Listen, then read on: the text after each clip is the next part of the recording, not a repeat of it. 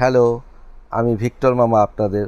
আমি বলছি জাগো FM 94.4 থেকে আপনাদের সবার উদ্দেশ্যে ভাইরাল শো এখন শুরু করতে যাচ্ছে Samriddhi. Hey, this is Mayarji Shamriddhi and চলছে the viral show brought you by Pran Frooto. আর আমাদের সাথে আজকে আছেন আবু নুসরাত ভিক্টর মামা, সবাই যাকে দিঘির মামা হিসেবে চেনেন। সো আজকে আমাদের দিঘির মামা না, জাতীয় মামা হিসেবেও চেনে অনেকে। সো আমাদের সেটে আজকে উপস্থিত আছেন ভিক্টর মামা। ভিক্টর মামার সাথে কথা বলবো। তার আগে নুসরাত নাম কেন? নুসরাত ফতেহ আলী খান একজন ঐতিহাসিক সিঙ্গার ছিলেন পাকিস্তানের। তো আমার বাবার অনেক পছন্দের ছিলেন উনি, তো সেই নামটা আমার নাম রেখেছে। পরে যখন ফেসবুক আবিষ্কার হলো আমরা জানতে পারলাম নুসরাত নামটা আসলে মেয়েদের নাম। তারপরে ততদিনে হ্যাঁ নুসরাত ফারিয়া অনেক হাজার হাজার কোটি কোটি নুসরাত। এমনকি আমাকে অনেক ছেলেরা মেয়ে ভেবেও ফ্রেন্ড রিকোয়েস্ট দিত, ভাবতো নুসরাত হয়তো মেয়ের আইডি। পরে ভিতরে আসলে হয়তো হতাশ হতো, দেখতো যে আমি একটা ছেলে মানুষ। তারপরে আর যখন নামটা আমার রেজিস্ট্রেশন হয়ে গেল এসএসসির সময়, তারপর তো আর চেঞ্জ করার সুযোগ নেই, এই নামটাই এনআইডিতেও রয়ে গেল। তো বন্ধুরা খেপাতো না? স্কুলেও তখন অতটা ভাইরাল ছিল না নুসরাত নামে। পরে মানে ট্রল হওয়া শুরু করলাম ফেসবুক আবিষ্কার হওয়ার পরে। আচ্ছা আচ্ছা। তো এই যে নাম প্রথম থেকেই মেয়েদের নামে একটা নাম, কিন্তু এমন কি হয়েছে যে আপনি কখনো ইয়ে খুলেছেন, অর্থাৎ ফেক আইডি খুলেছেন, বা আপনার ফেক আইডি আছে? না, আমার ফেক আইডি নেই। আমার ছেলের একটা আইডি আছে, ওটা দিয়ে মাঝে মাঝে একটু মানে নিউজ টিউজ দেখি এই। আচ্ছা আচ্ছা। মানুষ বলে যে মামার জোরে নাকি অনেক কিছু পাওয়া যায়। সো আপনিও তো মামা, সো আপনার কি কি জোর আছে? আমার জোর বলতে আমি অনেস্ট মানুষ, আমি শুরু থেকে বিজনেস করি, আমি নিজেকে ভালো মানুষ মনে করি। কে কীভাবে, এক একজনের পারসেপশন এক এক রকম, ওইটা আমি জানি না। নিজেকে আমি ভালো মানুষ মনে করি, এটাই আমার পাওয়ার। সততাই অনেস্টিই আমার পাওয়ার। আপনি যেহেতু মামার জোর বলতে কি বোঝায় আপনি একটু যদি বলতেন? মামার জোর বলতে বোঝায় ভাগ্নিদেরকে সাপোর্ট করা। শুধু ভাগ্নিদেরকে? ভাগনাদেরকে, ভাগনা মানে যেহেতু আমার ভাগ্নি আমি সংখ্যা বেশি, তো এদের চাকরির সুপারিশ, এদের ভর্তির সুপারিশ, এই তো এগুলো নিয়েই মামার জোর বোঝায়। তাহলে দিঘি মামার জোরে কি কি পেয়েছে? দিঘি মামার জোরে কিছুই পায়নি, দিঘি কারো জোরেই কিছু পায়নি, ও নিজের যোগ্যতায় সবকিছু পেয়েছে। আচ্ছা আচ্ছা। তো মামা হিসেবে আপনার ভাগ্নিদের জন্য কখনো কোথাও, এই যে এত ভাগ্নি, পাতানো ভাগ্নি, তাদের জন্য কখনো কোথাও কোনো সুপারিশ করেছেন? টুকটাক হেল্প চায়, কেউ জব চায়, আমি জব তো আর দিতে পারি না। কেউ কারোর নাম্বার চায়, কেউ কারোর সাথে পরিচয় হতে চায়, ওই ধরনের টুকটাক হেল্প করা হয় এখনো। বাহ, চমৎকার। আনুমানিক আপনি যদি হিসাব করেন আপনার ঠিক কতগুলো ভাগ্নি আছে ফ্যামিলিতে? সব মিলিয়ে যে যত জায়গায় আপনি মামা ডাক্তার শুনেছেন, তাহলে মানে অগণিত, লক্ষাধিক হতে পারে, কারণ যেখানে যে মামাই ডাকে। আপনার ভাগনা থেকে ভাগ্নির সংখ্যা বেশি কেন? না, ভাগনাও আছে, ছেলেরাও মামা ডাকে। আচ্ছা, তো আপনি যে এই যে এরকম সুন্দর ফিগার ধরে রেখে বিভিন্ন ভাগ্নিদের সাথে নাচ গান করেন, তো সেক্ষেত্রে আপনি কি জিম টিম করেন কিনা আপনার ফিগারটা ধরে রাখার জন্য? কোনো জিম টিম করি না, আমি এমনিতেই যেমন আছি তেমনই ভালো আছি। এবং আমি জানি না তারপরেও আমাকে কেমন লাগে ক্যামেরায়, অনেক গালিও খাই আমি, অনেকে বকা টকাও দেয়, বুইরা টুইরা লিখে, তারপরে এখন ভালো হয়ে যা আর কত, এই টাইপ কথাবার্তা উপদেশ দেয়। তারপরে তুমি যখন বলছো যে তার মানে কিছুটা ক্রেজ আছে জিম ছাড়াই এত ক্রেজ, মানে তরুণরা এত ক্রেজ পাচ্ছে না, বা মেয়েদের সাথে এরকম নাচা গানা করতে পারছে না। আমি দেখছি কিছু কিছু জায়গায় আপনার ভাগ্নিরা আপনার গাল টিপেও দিচ্ছে, সো তরুণরা পাচ্ছে না, আপনি কিভাবে পারছেন? না, অ্যাকচুয়ালি কি মানে মেয়েরা আমার কাছে অনেক কমফোর্ট ফিল করে। আমি মেয়েদেরকে অনেক রেসপেক্ট করি। আমি রাত বিরাতে মেয়েদেরকে নক করি না, SMS করি না, কোনো বাজে ইঙ্গিত করি না, বাজে কথা বলি না। মেয়েরা খুব ভালো বুঝে ব্যাড টাচ গুড টাচ, এটা মেয়েরা খুব ভালো বুঝে। তো মেয়েরা যখন বুঝে যে আমি মানুষটা কেমন, তখন তারা আমার সাথে খুব ভালোভাবেই কমফোর্টভাবেই মিশে। আচ্ছা আচ্ছা, আমার মনে হয় এটাই। এই কারণেই এটা সম্ভব হয়েছে। আচ্ছা, আমি যতটুকু জানি যে আপনি একটা জায়গায় বলেছিলেন পরিমণি আপনার ছোটবেলার ক্রাশ। হ্যাঁ, পরিমণিকে আমার খুব ভালো লাগতো। তখন পরিমণির সাথে আমার পরিচয় ছিল না। তখন পরিমণি তো এমনিতে দেখতে খুব সুন্দরী, এটা তো সত্যি, সামনেও খুব সুন্দরী। ছোটবেলার ক্রাশ কিভাবে হয়? ছোটবেলা এটা আমি ফান করে বলেছি। হ্যাঁ, পরিমণি আমার অনেক ছোট, এটা আমি পরিমণিকে খেপানোর জন্য বলেছি, মানে ওকে বুঝাইছি যে তোমার বয়স হয়েছে, মানে এটা বোঝানোর জন্য, মানে আমি তোমার চেয়ে ছোট, একটু দুষ্টামি করেছি আর কি। আচ্ছা, ওটা সিরিয়াসলি বলিনি।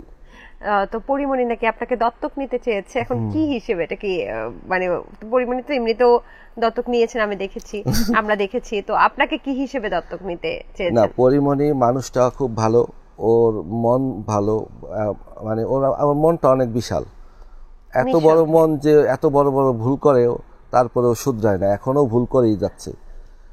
তো এত বড় মনের মানুষ সে, এই জন্য সে আসলেই আমাকে দত্তক নিতে চায়, এবং সে চায় আমি যদি ওর সাথে সাথে থাকি ও মনে হয় খুশি হবে। আচ্ছা, এই জন্য মামা হিসেবে দত্তক? হ্যাঁ, অবশ্যই মামা হিসেবে ও মানে আমাকে মামার মতোই সম্মান করে, রেসপেক্ট করে। বলছেন যে এত ভুল করছে তারপর শুধরায় না, কি কি ভুল করেছে পরিমণি মামার চোখে, কি কি বলবেন? অন্যান্য অ্যাক্ট্রেস যারা আছে তারা অনেক ডিপ্লোম্যাটিক, তারা যদি একটা প্রেম করে সেগুলো বাইরে মানুষ জানতে পারে না, কিন্তু সে কারোর সাথে লং ড্রাইভে গেলে এটা পাবলিশ হয়ে যায়, তার দ্বারা অনেক ভুল হয়। এই যে এতগুলো বা এতবার সে বিয়ে শাদী করলো, এতবার বিয়ে শাদীর দরকার নেই, সে এতটাই ইমোশনাল হয়ে যায় বিয়ে পর্যন্ত চলে যায়। বিয়েটা একটা বড় ডিসিশন, এই ভুলগুলো যে করে এইগুলোর পিছনে কারণগুলো মানুষ দেখে না, শুধু তারে নিয়ে ট্রল করে। এই ভুলগুলোর করার কারণ হচ্ছে ও অনেক ভালো, ওর মনটা অনেক সরল, সহজে মানুষকে বিশ্বাস করে, এই জন্য ভুলগুলো করে বসে। ও অনেক বড় মনের মানুষ, ভালো মনের মানুষ। বাহ, চমৎকার চমৎকার। আমরা তো মিডিয়াতে শুনেছি পরিমণির সাথে শেখ সাদির একটা প্রেম চলছে, এটা গুঞ্জন হিসেবে মামাকে কিছু বলবেন? আমি ওই যে মানে প্রেম জানি না, আমি ওই একটা ঘড়ি দেখে ওটা দেখে আইডিয়া করি, প্রেমও হতে পারে, আবার হয়তো আমাকে যেমন মামা বলে ওকে হয়তো ছোট ভাইও বলতে পারে, হতে পারে না, আন্দাজে একজনের সম্পর্কে জাজমেন্ট করা কি ঠিক হবে? আচ্ছা আচ্ছা, মানুষ অভিযোগ করছে দিঘির মামা নাকি এখন দিঘির সাথে বেশি টিকটক না করে বা খুব অল্প ভিডিও করে এখন নাকি অন্য নায়িকাদের সাথে ভাড়াটে ভাগ্নি হিসেবে তারপর হচ্ছে টিকটক বা নাচ গান ছবি করছেন। এটা এটার ব্যাপারে কি বলবেন আপনি? এটার ব্যাপারে আমি বলবো যে দিঘি আর আমি যে টিকটক ভিডিওগুলো করেছিলাম এগুলো কিন্তু কোনো রোমান্টিক ভিডিও না, সব ফানি কন্টেন্ট, দুষ্টামি করা ভিডিও। তা আমার কমন সেন্স আছে যে ভাগ্নির সাথে, আপন ভাগ্নির সাথে কতটুকু যেতে হবে, কতটুকু ভিডিও করতে হবে, এবং ওইটুকুর জন্য আমরা এখনো যে পরিমাণ ট্রল হই বা যে পরিমাণ বাজে কমেন্টের শিকার হয়েছি, তো এরপরে আর তো উচিত না ওর সাথে আর ভিডিও করা। মানে এতে কি আপনারা আসলে কষ্ট পেয়েছেন? অবশ্যই কষ্ট পেয়েছি, আমি কষ্ট পেয়েছি, আমার ওয়াইফ কষ্ট পেয়েছে, ও কষ্ট পেয়েছে। ও যদিও বলতো যে এগুলো ব্যাপার না, থাক, বলবেই এগুলো মানুষজন, কিন্তু আমি চিন্তা করতাম যে আমার তো বয়স হয়ে গেছে, আমার লাইফে কি আছে, ওর একটা ক্যারিয়ার আছে, ওর ফিউচার আছে, আমি ওর সাথে একটা ভিডিও করার কারণে মানুষ ওকে ছোট করবে, ওর ক্যারিয়ারে প্রবলেম হবে। ইটস বেটার আমি অন্য কারোর সাথে করি, আমাদের পারিবারিক সম্পর্ক যেটা আছে, যেমন আজকেও দেখা হবে আমার সাথে, সেটা থাকুক আমাদের, ওটাই জানাও, আর দরকার নেই। আর আমাকে যথেষ্ট মানুষ চিনে এখন, আমার ওর সাথে ভিডিও করে আমার ভাইরাল হয়ে আমার কোনো লাভ নেই, আমি বিজনেসম্যান মানুষ। আচ্ছা, মানে এটা আসলে দুঃখজনক যে আপন ভাগ্নির সাথে মামা ভাগ্নি একটা মধুর সম্পর্ক বা খুব পবিত্র একটা সম্পর্ক, যেটা আমরা সবসময় জানি, কিন্তু এটা নিয়েও যখন মানুষ আসলে নোংরা বুলিং করে, সেটা সত্যিই দুঃখজনক। তবে এই অভিমান থেকে কি তাহলে আসলে মামা ভাগ্নিকে আমরা দেখতে পাচ্ছি না একসাথে এরকম? না, অভিমান মানে আমি আসলে বাজে কমেন্ট খুব একটা নিতে পারি না, আমার ওয়াইফও পারে না। বাজে কমেন্ট নেওয়া যায়, কিন্তু এই ধরনের বাজে কমেন্টটা একটু বেশি এই ধরনের, এবং খুব, আর সবচেয়ে খারাপ লেগেছে ওর আর আমার ছবি এডিট করে তারপরে অনেক ধরনের, এগুলো আসলে মানে বলতেও খারাপ লাগে আমার, তো এই জন্য কষ্ট পেয়েছি আমি। খুবই দুঃখজনক। আমি দেখছি মামা যখন কথা বলছেন মানে আপনি বলতেও পারছেন না বা নিজেই খুব, বিব্রত এটা হচ্ছেন। খুব বিব্রত। এই ধরনের বিব্রত কথা আপনারা যে বলেন বা আপনারা যে বুলিংটা করেন, আসলে আপনারা সম্পর্কগুলোকে কিভাবে দেখেন বা কতটা নোংরা দিকে নিয়ে যান, সেটা হচ্ছে আপনার মস্তিষ্কের সমস্যা ছাড়া আর কিছুই না, আমি বলতে চাই। আমার মনে হয় যে কিছু মামা এই ব্যাপারে কি আপনি কিছু বলবেন, যে এই যে ইউটিউবার বা বিভিন্ন জায়গায় যে খন্ড খন্ড ব্যাঙের ছাতার মতো অনেক সাংবাদিক বেরিয়ে এসেছে, তারা কিন্তু বিভিন্ন বিতর্কিতমূলক প্রশ্ন করে এবং যারা সেলিব্রিটি বা নোন ফেস তাদেরকে একটু বেশি বিব্রত করার চেষ্টা করে। তো সেই ক্ষেত্রে আপনি কি কিছু বলতে চান? আমি আসলে বলতে চাই এগুলোর একটা নীতিমালা হওয়া উচিত না। এভাবে ব্যাঙের ছাতার মতো একটা মোবাইল নিয়ে একটা মাইক নিয়ে সামনে এসে যা খুশি তা প্রশ্ন করলাম, একটা বিব্রত করলাম, এটা পৃথিবীর কোনো দেশে এমন নাই। এগুলোর একটা নীতিমালা হওয়া উচিত। এবং এরা যেখানে সেখানে ঢুকে যাচ্ছে, যে কোনো প্রোগ্রামে এরা ব্যাঙের ছাতার মতো ভরে যাচ্ছে এবং ভিডিও করার জন্য এরা গায়ের উপরে উঠে যাচ্ছে। গত কয়েকদিন আগে যে যুদ্ধ বিমানটা ক্র্যাশ হলো মাইলস্টোন স্কুলে, তো ওখানে দেখলাম শত শত ইউটিউবার ক্যামেরা নিয়ে ছুটাছুটি করছে। ওখানে যারা আহত, যারা ডেড বডিগুলো নিয়ে যেতে পারছে না, ওদের জন্য ওরা ক্যামেরায়, মানে ওরা শুধু ভিউ ব্যবসায় করবে, ওদের ক্যামেরায় ওরা সব অ্যাম্বুলেন্সগুলো ঘিরে রাখছে, জ্যাম করে রাখছে। তো ওদের এই ব্যাপারে একটা সরকারের একটা নীতিমালা করে ওদের বিরুদ্ধে একটা আইনি পদক্ষেপ নেওয়া উচিত বলে আমি মনে করি। একদমই একদমই তাই। মামা, টিকটকে নাকি আপনার আগের মতো ভিউজ হচ্ছে না? হ্যাঁ, আগের মতো ভিউজ হচ্ছে না। আমার আইডিতে একটু প্রবলেম হয়েছে। আমি একটা ভুল করে দুবাইতে একটা হরিণ জবাইয়ের, একটা আরাব খানের হরিণ জবাইয়ের ভিডিও আপলোড করে দিয়েছিলাম। তো তারপরে আমার আইডিটা ওয়ার্নিং আসে। তো এটা ওদের কমিউনিটি গাইডলাইন লঙ্ঘন করেছিল। তারপরে বেশ অনেক দিন পরে আমি আইডিটা ফেরত পাই। তারপর থেকে আইডিতে ভিউজ হচ্ছে না। তবে মানে আর কোনো প্রবলেম কিনা আমি জানি না। অনেকের মুখে শুনলাম অনেকের আইডিতেই নাকি এমন ভিউ হচ্ছে না। আচ্ছা আচ্ছা। আরব খান কি আপনার বন্ধু, মানে বন্ধুর সাথে যোগাযোগ আছে? না, বন্ধু না, ওর একটা ইনভাইটেশনে আমরা গিয়েছিলাম দুবাইতে। তো তখন এটা নিয়ে অনেক কন্ট্রোভার্সি হয়েছে। আমরা জানতাম না ওর সম্পর্কে, ও যে এখানে আসামি। তো ওখানে যাওয়ার পরে জেনেছি, যাওয়ার পরে জানার পরে তো মানে আমরা সবাই খুব বিব্রত, ভীত, বাংলাদেশে এসে কি জবাব দিব। তারপরে ওখানে তার অনেক আলিশান লাইফ, তার খুব দামি গাড়ি, এক্সপেন্সিভ গাড়ি, সে হরিণ জবাই করে, উট জবাই করে, দুম্বা টুম্বা আনে। ওইসব ভিডিও টিডিও করেছিলাম তখন। ঈগল পাখিও তো আছে তার। হ্যাঁ, ঈগল পাখি, বাজ পাখি আছে। খুব রাজকীয় লাইফ লিড করে সে। আচ্ছা আচ্ছা। পরে শুনলাম যে এত কিছু তার নাই, এগুলো নাকি বোগাস, মানে আরেকজনের হয়তো। মানে যখন কন্ট্রোভার্সিগুলো শুরু হলো তখন তো ওরে নিয়ে সব বিশ্লেষণ শুরু হলো, কে ও, আরাব খান কে। তারপরে ওখানে যে সময় টিভির যে ছিল প্রতিনিধি, দুবাই প্রতিনিধি, তাকে আরেকজন ব্লেম করছিল আমরা খাওয়ার টেবিলে, বলছিল যে ওই 400 কেজি 40 কেজি ওজনের যে ঈগল পাখিটা, ওইটা তো গোল্ডেন না, আপনি এটা নিউজ করে ভাইরাল করছেন, সময় টিভিকে ব্লেম করছিল। তো এইরকম কথাবার্তা শোনার পরে বললো যে আরও কিছু গোল্ড ব্যবসায়ীরা বললো যে ওর দোকানের গোল্ড তো সব আমরা দিয়েছি, মানে ওপেনিংয়ের জন্য, মানে দোকানটা সাজানোর জন্য ধার দিয়েছে আর কি, তারপরে হয়তো নিয়ে যাবে, এরকম এই টাইপ আর কি শুনলাম। আচ্ছা, তার মানে এই ভোগাস বিষয়গুলো দেখিয়ে লাভ কি, তার কি মনে হয়? না, হয়তো এটা তার বিজনেস পলিসি বা তার ফ্রেন্ডরা তাকে হেল্প করেছে, এগুলো শুনেছি, শোনা কথা, এগুলো মানে আমরা যাচাই বাছাই করিনি, মানে ওখানেই শুনছিলাম এসব কথা। বুঝতে পেরেছি, মানে রাজকীয় লাইফ লিড করেন একজন মানুষ, ব্যবসায়ী বা যাই হোক বা ব্যাপার না। সেটা হচ্ছে টিকটক করে কি মামা আসলে আয় করা যায় বা কত টাকা আয় করা যায়? টিকটক থেকে আসলে টিকটক করে জীবনে অনেক ভুল করেছি। যদি ইউটিউব বা ফেসবুক অন্যান্য প্ল্যাটফর্মগুলো ইউজ করতাম তাহলে টাকা পয়সা মনে ইনকাম করতে পারতাম। টিকটক থেকে 1 টাকাও দেয় না, এটা মানুষের একটা ভ্রান্ত ধারণা, ভুল ধারণা।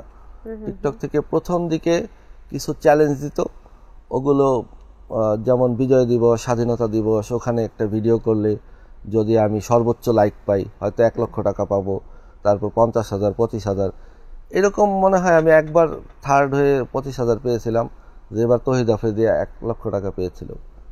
আচ্ছা আচ্ছা। এছাড়া আমি আর, তাও ওটা টাকা না, ওটা একটা ভাউচার দ্বারা যে শপিং করতে হবে। ও, টাকাটা দিবে না? টাকাটা ক্যাশ দিবে না।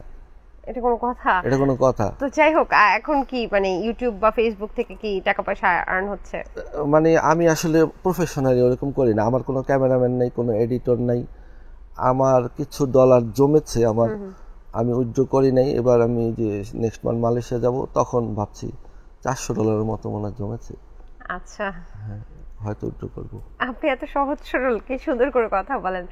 আচ্ছা, আপনার বিজনেসটা কিসের? এই যে দুবাই মালয়েশিয়া ঘোরাঘুরি করছেন? না, দুবাই তো আমি ইসের জন্য গিয়েছি। আমার বিজনেসটা হচ্ছে, আমি cable operator first of all. এটা আমার 2000 সাল থেকে এই বিজনেসটা।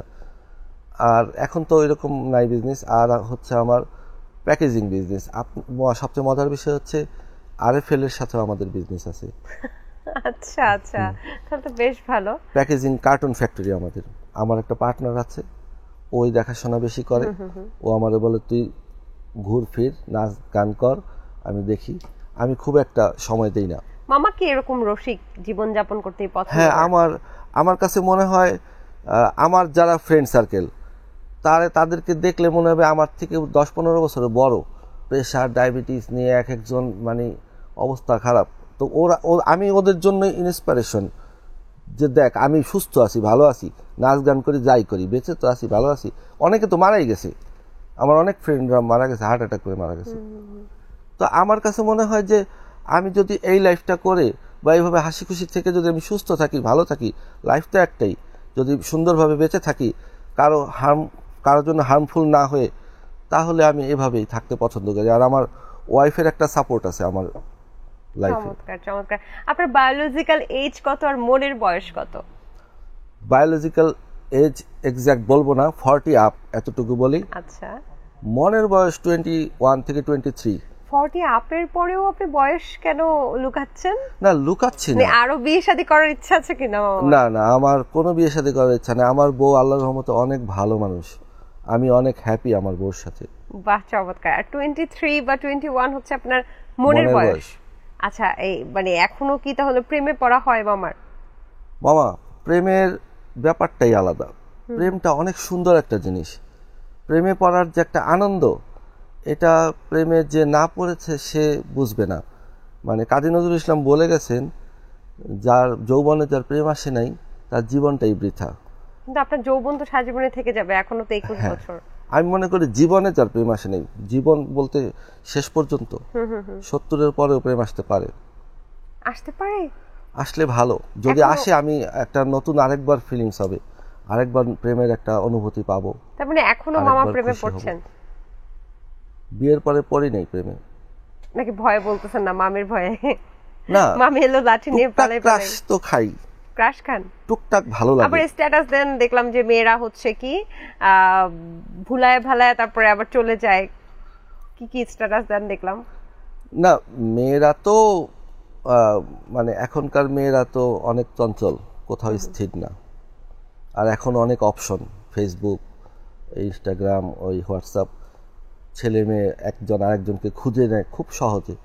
আমি তো আর এই আমলের না, এই যুগের না, এই জেনারেশনের না। আমার সময়ে প্রেমটা ছিল যাকে ভালোবাসতাম তাকেই ভালোবাসতে হবে, ওরে ভালোবাসা ছাড়া আর কোনো অপশন নেই, ওরে নিয়েই থাকতে হবে। তখন এই তো এইভাবেই বিয়েটা করা। আচ্ছা, কাদেরকে লজ্জার ভ্যাকসিন দিতে চান আপনি? লজ্জার ভ্যাকসিন দিতে চাই আমি লায়লাকে। কেন? আমার যদিও তার সাথে আমার ভালো সম্পর্ক, কথা হয়। লায়লার সাথে আপনার ভালো সম্পর্ক? ভালো সম্পর্ক বলতে কথা হয়। আচ্ছা, মামুনের সাথে, লায়লার সাথে বিভিন্ন প্রোগ্রামে দেখা হয়, কথা হয়। একটা ছবিও দেখলাম আপনি ক্যাপশনে লিখেছেন যে মামুনকে বাঁচাতে যাচ্ছি আমি। হ্যাঁ হ্যাঁ, কি হয়েছিল? ওই যে মামুনের সাথে আমার রিসেন্ট দেখা হয়। আচ্ছা, একটা জায়গায় দেখা হয়, সেখানে ও আমার সাথে, ও একটু মানে খুব ডিপ্রেস ছিল, সুইসাইডের কথা বলছিল আমাকে। সুইসাইডের কথা বলেছে মামুন আপনাকে? মামুন বলছিল, হ্যাঁ, যে আমার ভালো লাগে না, আমি অনেক বড়, মানে ওর ভাষায় বলে গ্যারা কোলে পড়ে গেছি, আমি মামা কিভাবে উদ্ধার হবো। আমি বললাম যে বিষ তুমি খেয়েছো এটা তোমাকেই হজম করতে হবে। কিন্তু ওর জন্য খারাপ লাগলো যে মানে অল্প বয়সে তো ভুল আমরাও করেছি। তো আপনি এরকম করেছিলেন? না না, এই ধরনের ভুল না। বললাম যে প্রেম প্রীতি, প্রেম ভালোবাসা তো আমরাও সবাই যৌবনে কম বেশি করে, কিন্তু ও একটু লোভে পড়ে গেছে আর কি, এই জন্য ওর লাইফটা ডিস্ট্রয় হয়ে গেছে। এখন কতগুলো মামলা নিয়ে ঝুলছে, খারাপ লাগে, এই জন্য দিয়েছিলাম। আর লায়লাকে একবার মামুন যখন মারলো, লায়লা খুব সকালবেলা লাইভে আসলো, আমি লায়লাকে বলেছিলাম যে মামুনকে এবার ছেড়ে দাও, ওর সাথে যেহেতু তোমাকে এইভাবে মারছে। লায়লার সাথে আপনার কথা হয়েছিল তখন, সবাই ওর প্রতি একটা সিম্প্যাথি ছিল তখন, কিন্তু আমার কথাটা ওর ভালো লাগে নাই, তো বুঝলাম যে দরকার নেই, থাক। তাহলে এখন লজ্জার ভ্যাকসিনটা দিতে চাচ্ছেন কেন? আমরা তো দেখতে পাচ্ছি যে সোশ্যাল মিডিয়াতে লায়লা এখন মামুনের বয়সী আরেকটা ছেলের সাথে খুব সুন্দর সুন্দর ভিডিও বানাচ্ছে, অনেকটা রোমান্টিক ভিডিও বলা যায়। তাহলে এখন তো মামুনকে ছেড়েই দিছে। মামুনকে ছাড়লো কোথায়? মামুনের মামলাগুলো তো উজ্জ্ব করে নাই, মামুনকে এখনো ঝুলিয়ে রাখছে। মামুনকে যদি মামলাগুলো থেকে উজ্জ্ব করে ওর লাইফটা ওকে যদি স্বাধীন করে দিত, তাহলে লায়লার প্রতি সবার একটা ভালোবাসা, সফট কর্নার আসতো। আচ্ছা আচ্ছা, আর কাউকে কি আপনি লজ্জার ভ্যাকসিন দিতে চান?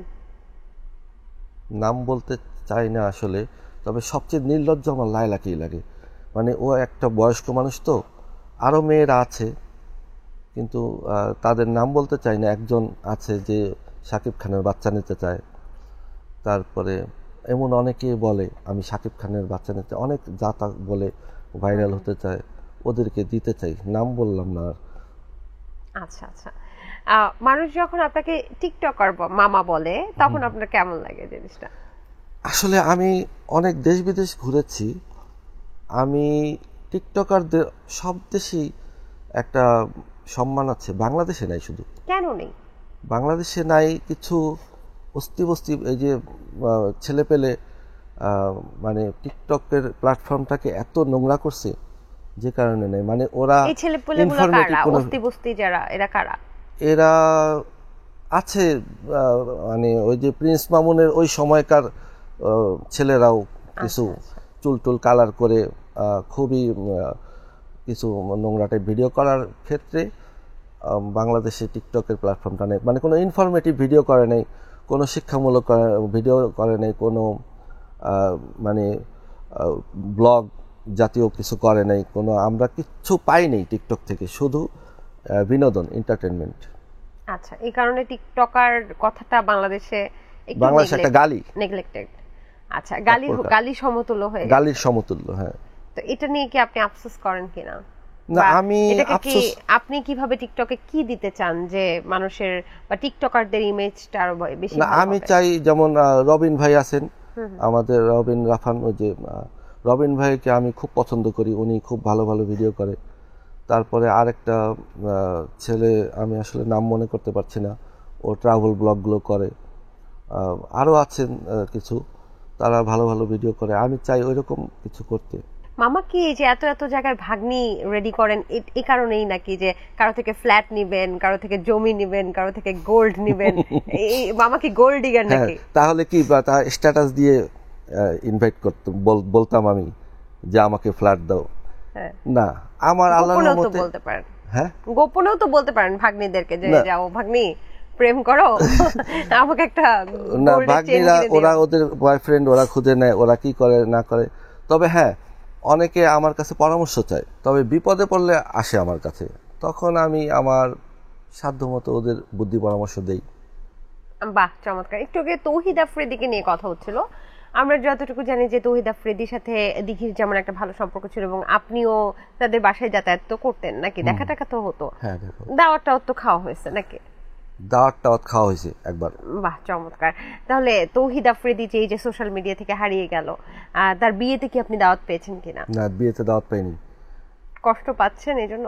না, কষ্ট না, ও বিয়েটা হয়তো খুব অল্প স্বল্প কিছু মানুষ নিয়ে করেছে, আর ও হারিয়ে গেল হচ্ছে ওই গত বছরের 5ই আগস্টের পরে হয়তো বিতর্কিত কিছু করেছে, এটা একটা কারণ। আর বিয়েটাও একটা কারণ, ওর বিয়েটা মানুষ মেনে নিতে পারেনি। কেন? আমার কাছে মনে হয়েছে যে ও বিয়েটা মানে ও আরেকটু ভালো মেয়ে ডিজার্ভ করে, এটা মানুষ মনে করে। কেন? উনি তো একজন টিকটকারকে বিয়ে করেছেন, আমি যতটুকু জানি। ও টিকটকারকে কেন বিয়ে করবে? ও আরো ভালো বিয়ে করবে, মানে এটা আমার কথা না, এটা জনগণের কমেন্ট কি নায়িকাদেরকে বিয়ে করা উচিত ছিল? নায়িকাও না, ও আরো ভালো একটা ফ্যামিলি ডিজার্ভ করে। ওনার বউয়ের ফ্যামিলি ভালো না? ভালো, মোটামুটি। তৌহিদ আফ্রিদির তুলনায় তো এত ভালো না। তাহলে কি আরাব খানের মেয়ে বা এরকম কাউকে বিয়ে করবে? না না, সেটা না। আসলে তৌহিদ আফ্রিদির এখন দেখবেন ও বউর সাথে খুব একটা ছবি দেয় না, প্রথম থেকে যতটা দিত। তাহলে কি সমস্যা চলছে? সমস্যা চলছে না, ও বুঝতে পারছে যে বিয়েটা হয় কি, অনেক সময় আমরা যখন অনেক ডিপ্রেস থাকি তখন কেউ যদি আমাদেরকে একটু সান্ত্বনা দেয়, একটু বোঝায়, পাশে থাকে, তখন তাকে আমার কাছে এত আপন লাগে যে ওই ইমোশনের কারণে আমরা তাকে বিয়েই করে ফেলি। তো আমার মনে হয় তৌহিদ আফ্রিদি ওই খারাপ সময়টা ওই মেয়েটা ওর পাশে ছিল। এমনিতে আগে পরে ওর সাথে টুকটাক রিলেশন ছিল, কিন্তু ওই সময়টার জন্য ও বিয়ে করে ফেলেছে। আদারওয়াইজ আমার মনে হয় না ওই মেয়েকে বিয়ে করতো এই বিপদে না পড়লে। মানে তৌহিদ আফ্রিদি আবেগে পড়ে বিয়ে করেছে মনে হয় আমার কাছে। আচ্ছা, আপনাকে কি তারপরে আর যোগাযোগ হয়েছে? না, আমার সাথে আর কোনো যোগাযোগ নেই ওর। আচ্ছা, তাহলে মামা হিসেবে আপনার ভাইগনার বউ আপনার পছন্দ হয় নাই? আমার পছন্দ হয়েছে, ওর পছন্দ হয়েছে কিনা আমি জানি না। ওর নিজের বউ, ওর পছন্দ এখন, মানে এখন ওর পছন্দ হয় কিনা জানি না। আচ্ছা, এই ব্যাপারে মামা হিসেবে আপনি একটু উদ্বিগ্ন আছেন। আচ্ছা, সবাই বলে যে এই যে এত এত মডেলের সাথে আপনার পরিচয়, মডেল ঋদিকা থেকে শুরু করে একেবারে ছোট মডেল থেকে শুরু করে বড় মডেল, ছোট নায়িকা থেকে শুরু করে বড় নায়িকা, সবার সাথে আপনার পরিচয়। মানে আপনি কি মাফিয়া টাফিয়া নাকি? এত নায়িকার সাথে কিভাবে পরিচয়? হ্যাঁ হ্যাঁ, এরকম ভাবাটাই স্বাভাবিক, কিন্তু আমি খুব সাধারণ, খুব সিম্পল লাইফ লিড করি। আমার আরেকটা রূপ আছে, সেটা হচ্ছে আমি অনেক সাংসারিক। আমি সকাল 8টা বাজে আমার ছেলেকে স্কুলে পাঠাই,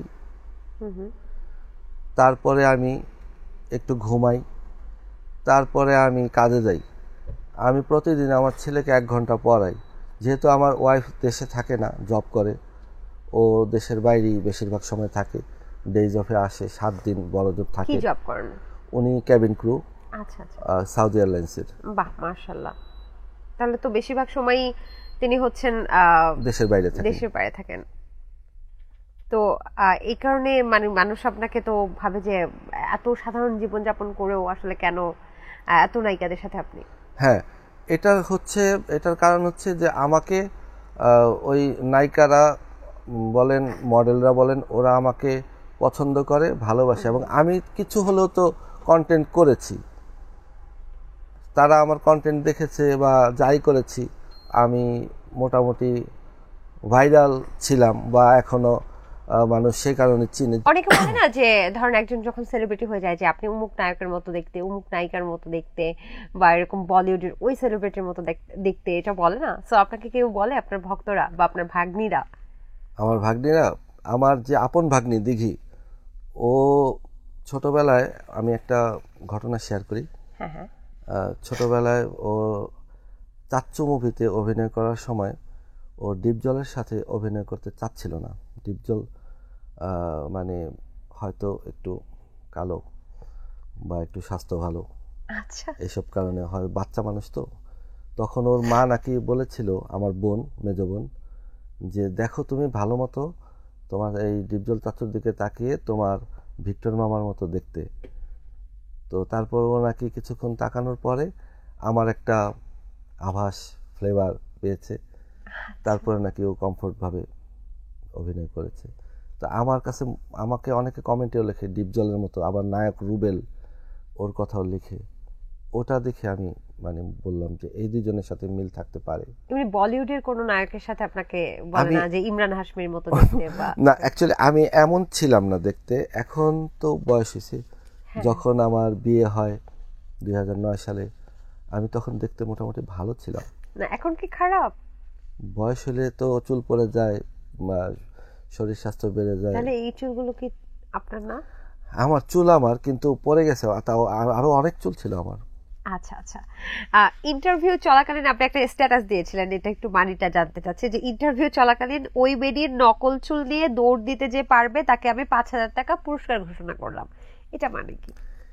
এটার মানে হচ্ছে একটা মহিলা, সে একটা হিন্দু ছেলের সাথে অ্যাফেয়ার করে, সে তার বাড়ির মধ্যে মানে খুব লাথি দিচ্ছে, এবং সে সিন ক্রিয়েট করছে, মামলা মোকদ্দমা এলাকাবাসীর জড়ো করে এই যে সিন ক্রিয়েটগুলো করছে, এবং ইউটিউবাররা তাকে ঘিরে ধরছে, এবং উনি যাচ্ছে তাই মুখে বলছে হোটেলে কি কি করেছে ইন ডিটেইল বলছে, এবং এগুলো ব্রডকাস্টিং হচ্ছে, এবং এগুলো পাবলিক প্ল্যাটফর্মে সুন্দর সবাই শুনছে দেখছে, কোনো কাট নাই কিছু নাই।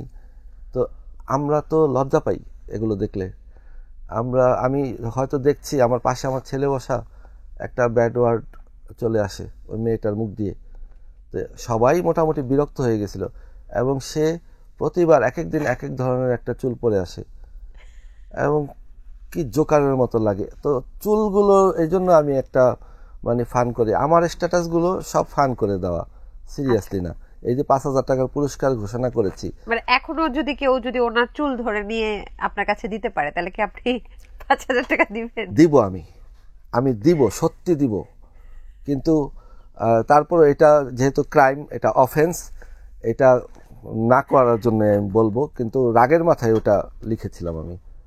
আচ্ছা, ওই চুল দিয়ে আপনি করবেন কি? আমি কিছু করব না, আমি চাই ও আর ক্যামেরার সামনে না আসুক, এভাবে একটা ভালো বিষয় নিয়ে আসো। আচ্ছা, কি মনে হয় উনি এরকম অদ্ভুত চুল কেন পরেন? ওনার কি মাথায় চুল নাই? এর সাথেও আমার দেখা হয়েছিল।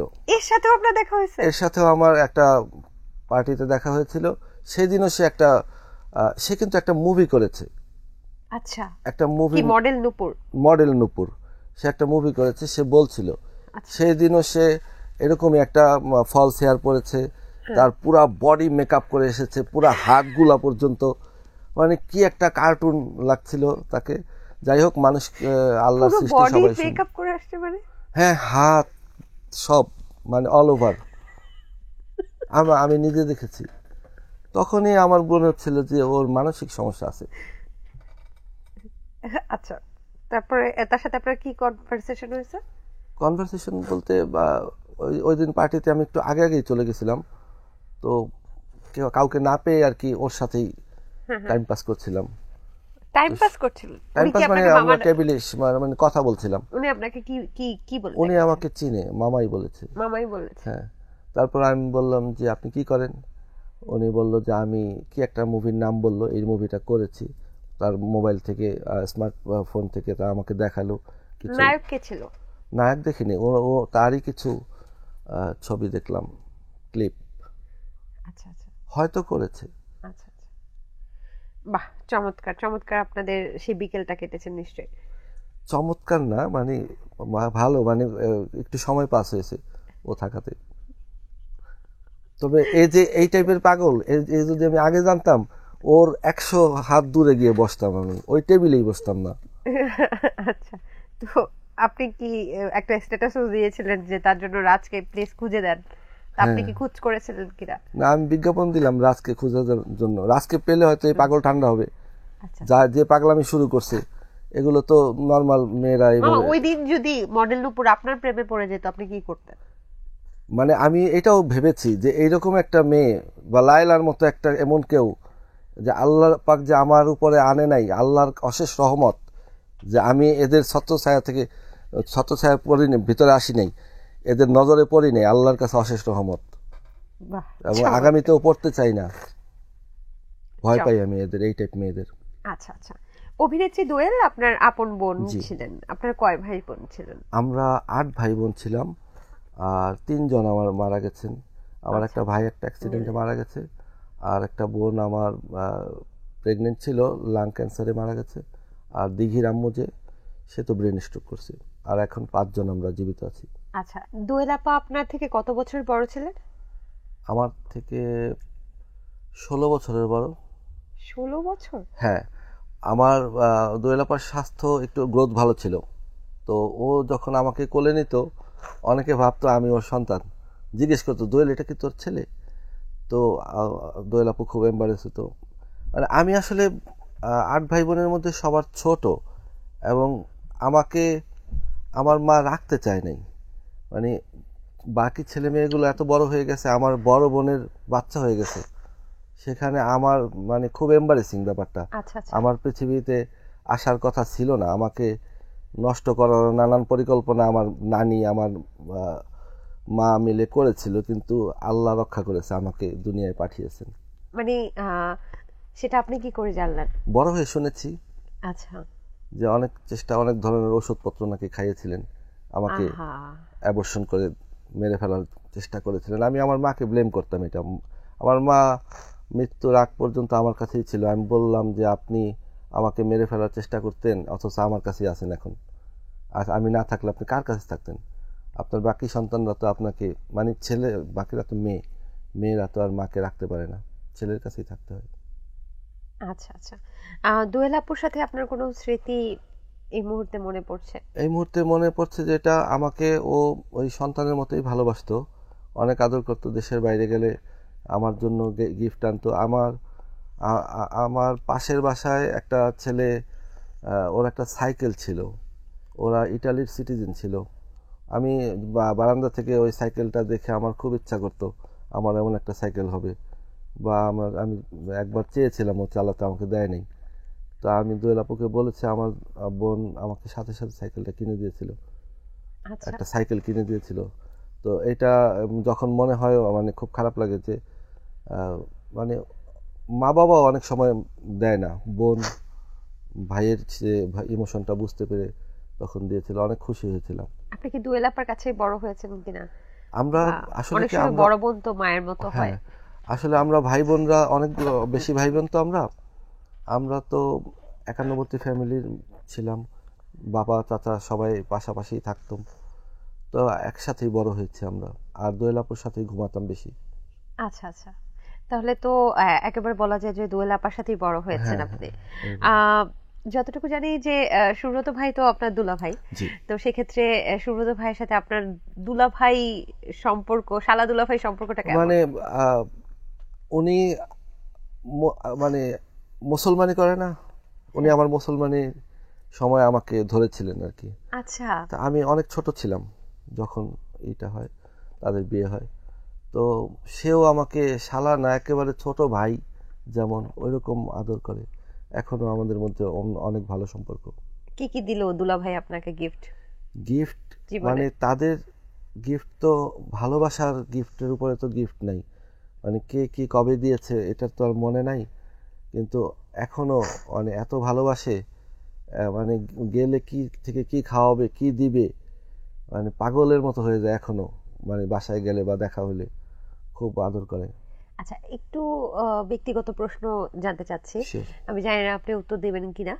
আমরা যতটুকু জানি যে চিত্রনায়িকা দোয়েল আপা প্রয়াত, আল্লাহ তাআলা তাকে বেস্ট নসিব করুন। ওনার যিনি স্বামী, মানে আপনার দুলা ভাই সুব্রত বড়ুয়া ছিলেন। বড়ুয়া না, চক্রবর্তী ছিলেন। আচ্ছা, আমি অত্যন্ত দুঃখিত, সুব্রত চক্রবর্তী ছিলেন। ওখান থেকে উনি এখন শাহরুখ ফারদিন সুব্রত হয়েছেন। তো এক্ষেত্রে উনি ধর্মান্তরিত হয়েছেন। সেক্ষেত্রে পরিবার থেকে কি আপনাদের কোনো বিধিনিষেধ ছিল কিনা যে মেনে নেবে না? আমার বাবা কিছুতেই মানবে না, আমার বাবা চাচারা কিছুতেই, এটা তো মানার মতো না, এটা তো মানে এই ইস্যুটা মানা যায় না। অন্য গরিব ধনী মানা যায়, অন্যান্য অনেক কিছু মানা যায়, কিন্তু ধর্মের ব্যাপারটা মানা যায় না। তখন কন্ডিশন দিল যে তুমি ইসলাম ধর্ম কবুল করো। তারপরে সে রাজি হলো, আজমির শরীফে গেল, ওখানে গিয়ে ধর্মান্তরিত হলো, ওখানেই বিয়ে করলো। তারপরে এই তো।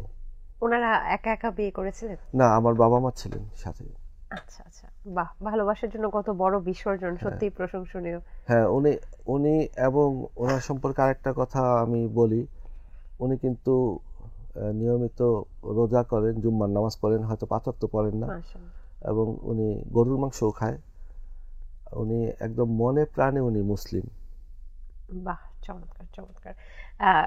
পরিবারের কি টানাপোড়েন ছিল? আপনি তো তখন খুব ছোট, বড় হয়ে নিশ্চয়ই বুঝতে পেরেছেন। টানাপোড়েনটা ছোট থাকলেও একটু একটু মনে আছে। মানে আমার বাবা অ্যালাউই করে না এটা, তো তারা মনে হয় চলে গিয়েছিল বাসা ছেড়ে। আচ্ছা আচ্ছা, আমার বোন, হ্যাঁ, তাকে নিয়ে একটা আলাদা বাসায় ছিল। তারপরে যখন দেখলো যে পুরা হোল ফ্যামিলি তাকে অ্যাভয়েড করছে, তারপরে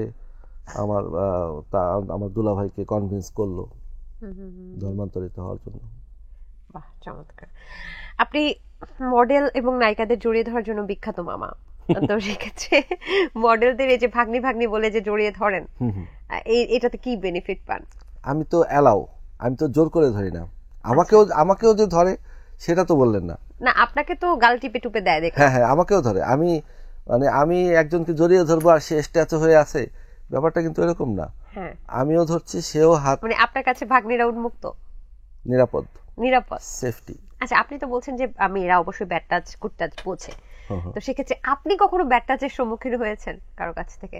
ধরেন সব ভাগ্নি বলছে, ঠিক আছে, ভালো কথা, সবাই অবশ্যই আপনাকে মামা হিসেবে দেখে বা রেসপেক্ট করে, আমি নিজেও আপনাকে রেসপেক্ট করি। তারপর আছে না যে কিছুক্ষণ আগে যখন বললেন যে যার চুল ধরে আপনি নিয়ে আসতে চান, এই ধরনের ভাগ্নিও তো আছে, তারা কি কখনো আপনাকে ব্যাড টাচ করেছে? এরা কিছু আছে, এরা করে কি, মানে ওই আমি কোথাও গেলে ইউটিউবাররা ক্যামেরা ধরে রাখে আমার উপরে, তো তখন কিছু স্টুপিড আছে এসে আমাকে ইচ্ছে করে ধরে, যাতে মানে ও ক্যামেরায় আসতে পারে, ভাইরাল হতে পারে। এর জন্য আমি খুব এম্বারেস হই।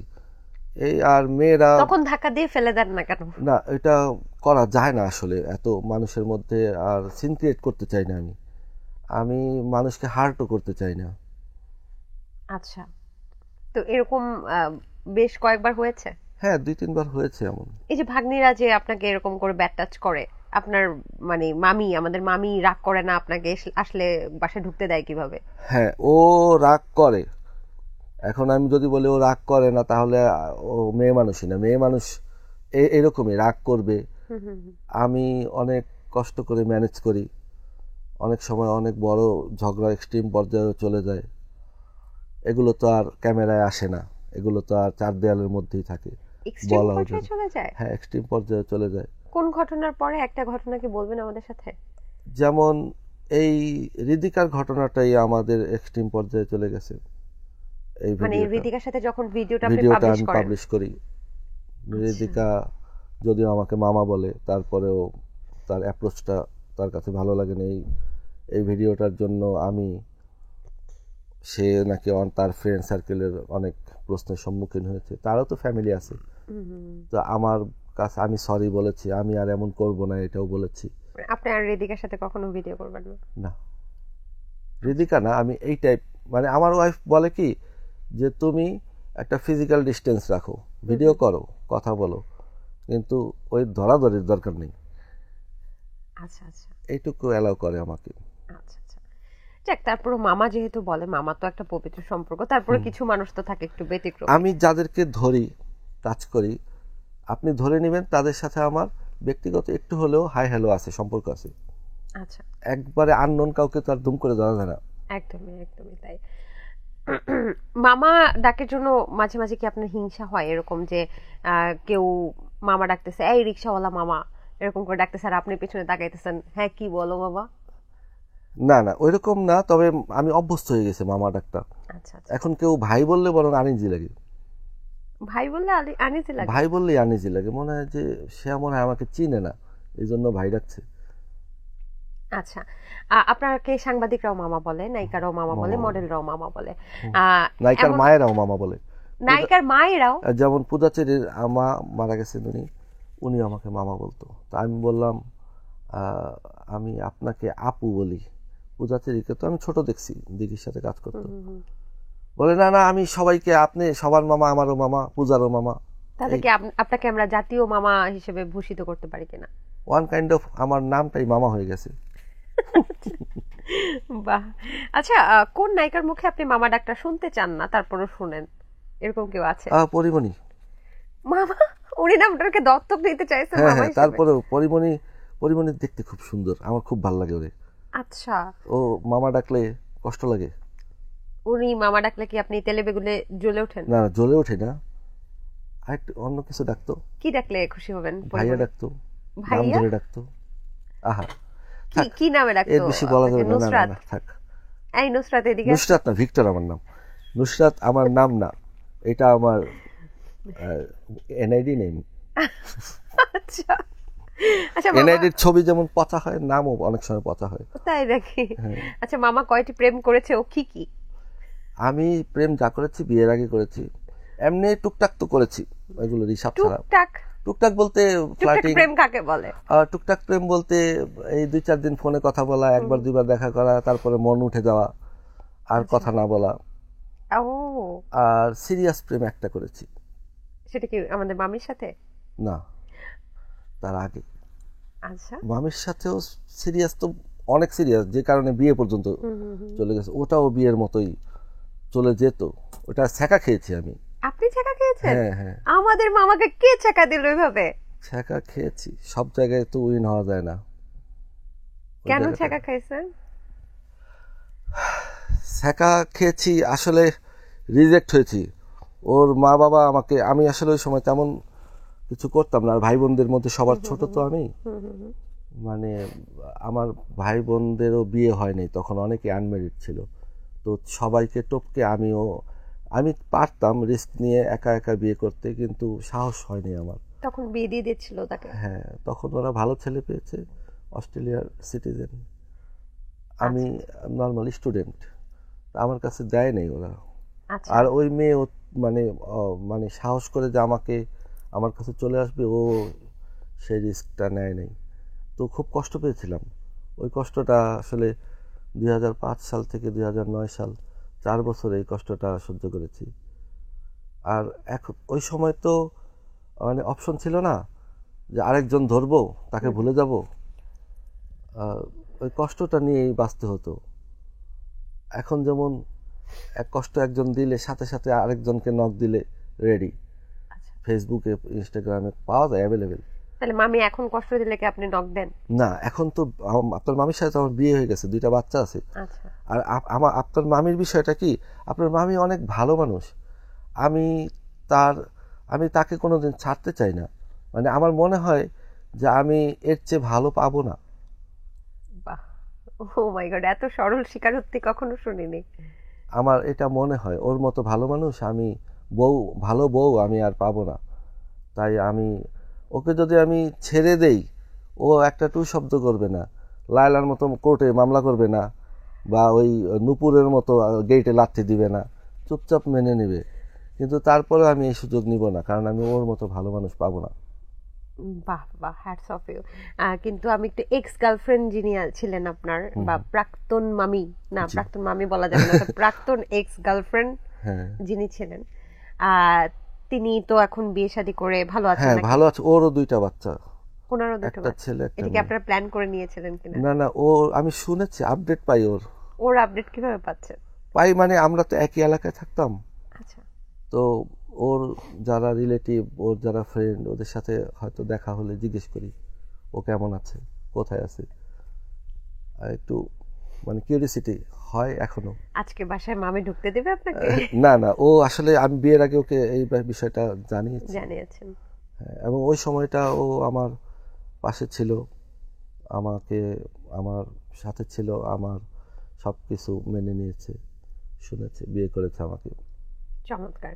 বিক্রমপুরের ছেলেরা কেমন হয়? মানে বিক্রমপুরের ছেলেদেরকে বিয়ে করলে কি কি বেনিফিট পাওয়া যায়? বিক্রমপুরের ছেলেরা বউ ভক্ত হয়। আচ্ছা, আর এরা খেতে খুব ভালোবাসে, ভালো ভালো রান্না, বউর হাতের রান্না খেতে ভালোবাসে। এরা বউকে তো ভালোবাসেই, শ্বশুর বাড়ির কুকুরটারও ভালোবাসে। ওরে বাবা, এরা শ্বশুর বাড়ির জন্য অনেক হয়। কিন্তু আমার ওয়াইফ বিক্রমপুরের না, আমার ওয়াইফ নোয়াখালীর।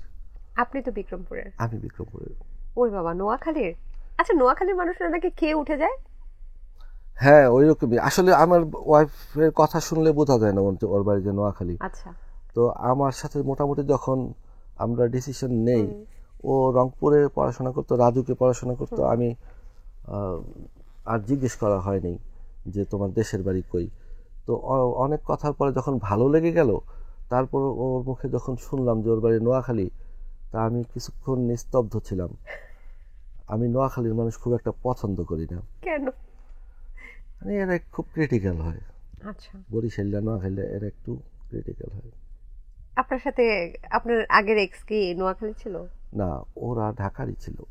তাহলে নোয়াখালীর সাথে কি এমন হলো যে আপনি? না না, আমাদের এলাকায় নোয়াখালীর একটা কমিউনিটি আছে। আচ্ছা, তো এরা এই কমিউনিটির মধ্যে কাউকে ভিড়তে দেয় না। এরা এরা অবশ্য একটা জিনিস ভালো, এরা একজন আরেকজনকে টানে। একজন সৌদি গেছে, আশেপাশে 5 জনকে নিয়ে গেছে। এটা আবার বিক্রমপুরের মধ্যে নেই, বিক্রমপুরের মানুষের একটু হিংসা বেশি। আর এদের যেটা খারাপ দিক, এটা এরা মানে সামনে একটা কথা বলবে, পিছনে গিয়ে এরা তার বদনাম করবে। আচ্ছা আচ্ছা, বাহ, বেশ ভালো। তার মানে বিক্রমপুরের ছেলেরা শ্বশুর বাড়ি ফ্রেন্ডলি।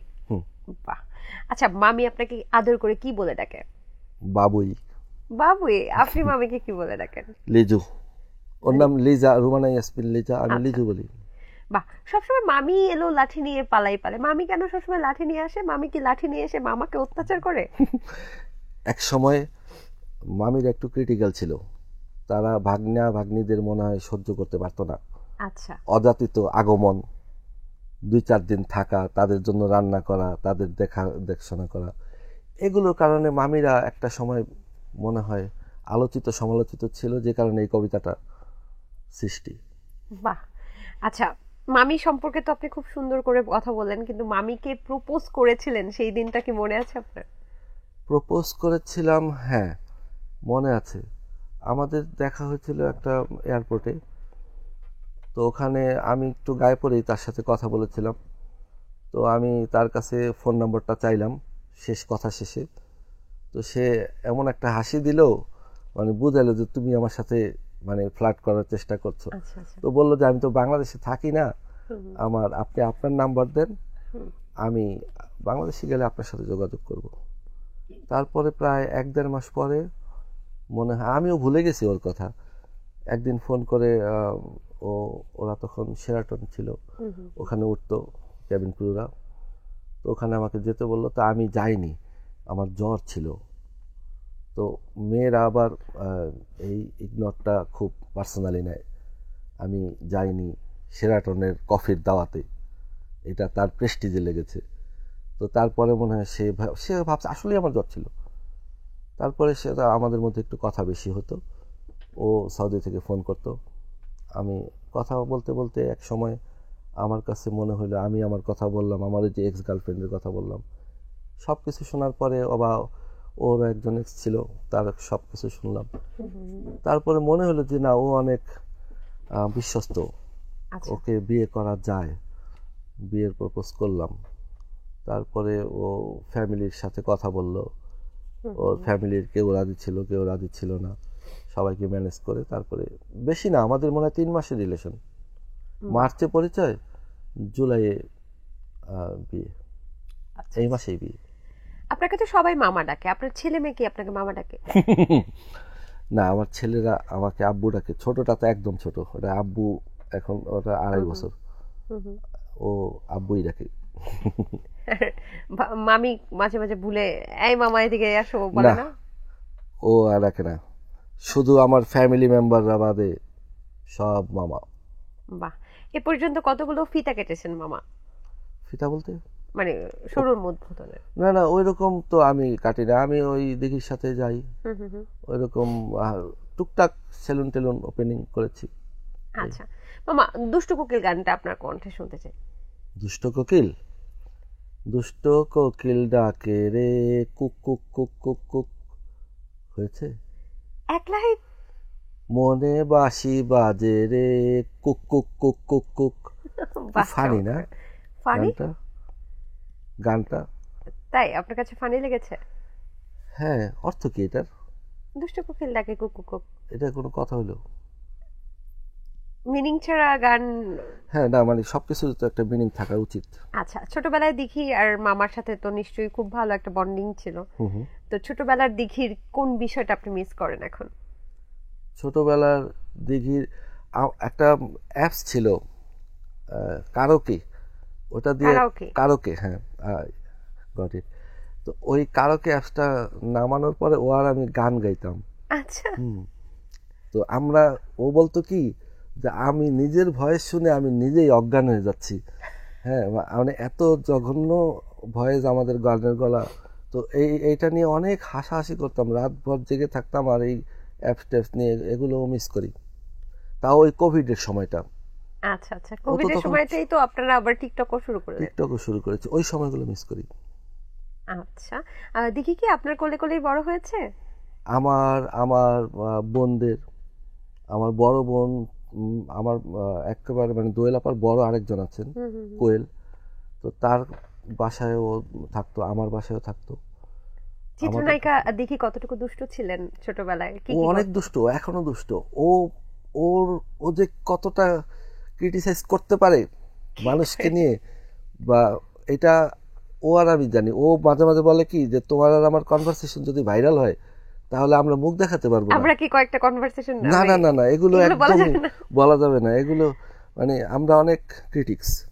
কি ধরনের? মানে আপনার মিডিয়া নিয়ে একটা মুভি নিয়ে, একটা গান নিয়ে, কোনো হিরো নিয়ে, কোনো হিরোইন অ্যাক্ট্রেস নিয়ে, এগুলো নিয়ে আমরা আমাদের আলোচনাগুলো হয়। আচ্ছা, আমরা তো দিঘির অভিনয় খুবই পছন্দ করি। আপনার কাছে মামা হিসেবে দিঘির অভিনয় কেমন লাগে? আমার কাছে ওর ছোটবেলার অভিনয়টা ভালো লাগতো, তবে ওর আমি যেটা অনেস্টলি বলবো, আমি আসলে মিথ্যা বলতে পারি না। আমার আপনজন হোক, যেই হোক, আমি আমি যেটা চাই যে ওই এখনকার যুগের সাথেও একটু আপগ্রেড হোক। ছোটবেলার অভিনয়ের ওই টোনটা, ওই কথা বলার স্টাইলটা, ওই ডায়লগ ডেলিভারির স্টাইলটা যেন ওর ভিতর থেকে এখন অনেকটা কমে গেছে, আরও কমুক। আমি যদি এখন বলি যে না ওর অভিনয় আমার অনেক ভালো লাগে, তাহলে ওই জায়গাটা থেকে ও বের হতে পারবে না। আচ্ছা আচ্ছা। আমি নিজের লোক তো, ঘরের লোক তো, এই জন্য আমি চাই ও আমার এই কথাটা শুনুক এবং ও নিজেকে আরেকটু ইমপ্রুভ করে একটু ন্যাচারাল অভিনয় করুক। মানুষ এখন ন্যাচারাল অভিনয় দেখতে চায়। শাকিব খান এক সময় লাউড অভিনয় করতো, মা বলে চিৎকার দিত, হ্যাঁ, কিন্তু সেই শাকিব খান এখন নিজেকে অনেক ন্যাচারাল করে ফেলছে আগের চেয়ে। কিন্তু একটা বিষয় আমি আসলে ব্যক্তিগতভাবে, আমি যেহেতু উপস্থাপনা করি অনেক নায়িকার বা এই সিনেমা নিয়ে আমার কাজ, দিঘির একটা বিষয় প্রশংসা করাই উচিত। সে কিন্তু বর্তমানে যে কাজগুলো করছেন তিনি কিন্তু খুব সুন্দর এবং ন্যাচারাল অভিনয় ধরার চেষ্টা করছেন এবং খুব ভালো করছেন। হ্যাঁ, এবং মামা হিসেবে আপনি আরো ভালো চাচ্ছেন। আরো ভালো চাই। আমার কাছে মনে হয় ও একটা মুভি করেছিল শেষ চিঠি, এই মুভিটাতে ও অসাধারণ সুন্দর অভিনয় করেছে এবং মানুষের মনে এখনো গেঁথে আছে। তারপরে ও ভালো করেছে, লাস্ট জঙ্গলিতেও ও অনেক ভালো করেছে। কিন্তু মাঝে ও একটা মুভি করেছে গিয়াসুদ্দিন সেলিমের, বঙ্গবেডিতে মনে আসছে মুভিটা, গাইয়া। ওখানে ওর কিছু কিছু অ্যাক্টিং আমার ভালো লাগেনি। আচ্ছা, এটার জন্য আমি ওকে নিয়ে একটু সমালোচনা করলাম। বাহ, মামা হিসেবে এত সুন্দরভাবে প্রত্যেকটা সিনেমা এবং কাজ দেখে এই আমার দেখতে হয়, বুঝতে হয়, আমার ভুলগুলো ধরাতে হয়। শাকিব খানকে দেখি ডাকে হচ্ছে চাচু, আপনাকে ডাকে মামু। তো চাচু আর মামুর মধ্যে কেমন সম্পর্ক? দেখা টাকা হয়েছে? হ্যাঁ, দেখা হয় সব। আমার বড় বোন দোয়েলাপুর সাথে তো শাকিব খানের খুব ভালো সম্পর্ক ছিল। শাকিব খান একবার খুব অসুস্থ হয়ে গেছিল, অনেক আগের কথা। সবাই ভাবছিল যে মান্না মারা গেল, শাকিব খান যদি মারা যায়, এরকম ব্যাংকক গেল চিকিৎসা করতে। তা আমার বোন খাবার নিয়ে যেত শাকিব খানের জন্য। আমাদের সাথে খুব ভালো সম্পর্ক। হয়তো এখন সে ব্যস্ত মানুষ, যোগাযোগ কম, কিন্তু দেখা হলে কথা হয় ভালো। আচ্ছা, দর্শকদের একটা রেগুলার প্রশ্ন থাকে, কেন দিঘি কেন শাকিব খানের সাথে অভিনয় করবে না? এটা তো দিঘি অলরেডি বলেছেন, কিন্তু আপনি মামা হিসেবে আপনি কিছু বলবেন কিনা এই ব্যাপারে? আসলে কি কিছু ইথিক্যাল বিষয় থাকে। আমরা মানে ও দিঘিকে নিয়ে মানুষ যে যাই সমালোচনা করুক, ও মানুষ কিন্তু ভালো, ওর বাবার মতো। ওর বাবা কিন্তু অনেক ভালো মানুষ।